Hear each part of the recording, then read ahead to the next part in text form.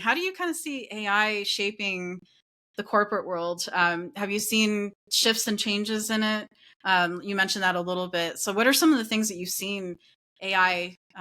Because we know, because there was that fear that, I don't know if people still feel that way, that AI is going to replace their job and all of that stuff. But how do you kind of see AI shifting and changing things now? Well, it's funny.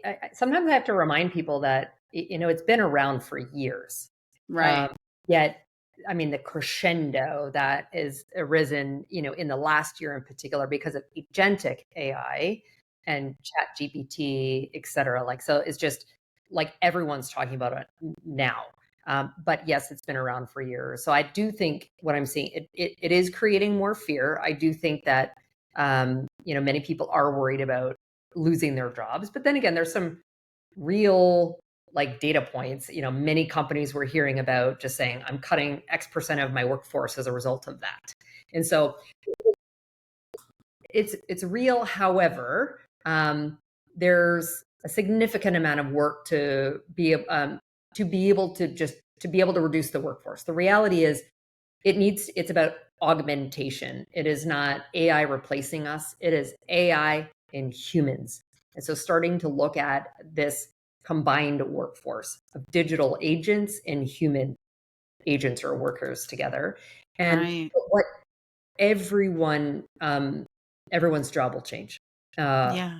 or I should say, there are very few roles that are not. You think about I don't know, those that pick up our garbage, right? Like there's roles that won't, but even doctors and nurses, the tools they have to help them will change.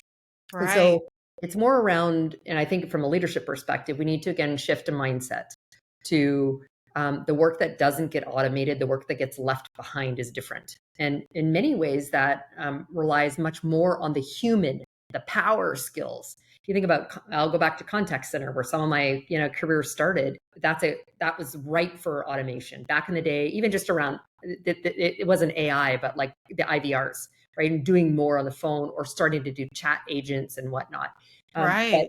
Yeah. the work that doesn't get automated, is much more complex. It's the exception when they have to zero out of the phone or a chat bot to talk to a human. At that point, it requires a very different, higher level skill. So it's around just appreciating that it's going to change for almost all of us.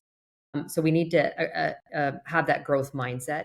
And then for business and HR leaders, and I even think for you from an instructional design perspective, we need to stop thinking about job profiles. We need to think about discrete skills and grouping of skills that Right. are required to do the jobs of the future. And so Absolutely. therefore and then building learning paths specifically for those skills. And so it's changing. So I'm spending a ton of time. I told you I'm at the intersection of the technology and AI and transformation with people and leadership. So I get to have this, you can tell I'm passionate about it. I get to have this conversation Yeah. a lot around how do we need to think about building the workforce of the future, but also doing it with still a lens around leadership culture and how do we bridge all of this change and transformation ahead of us.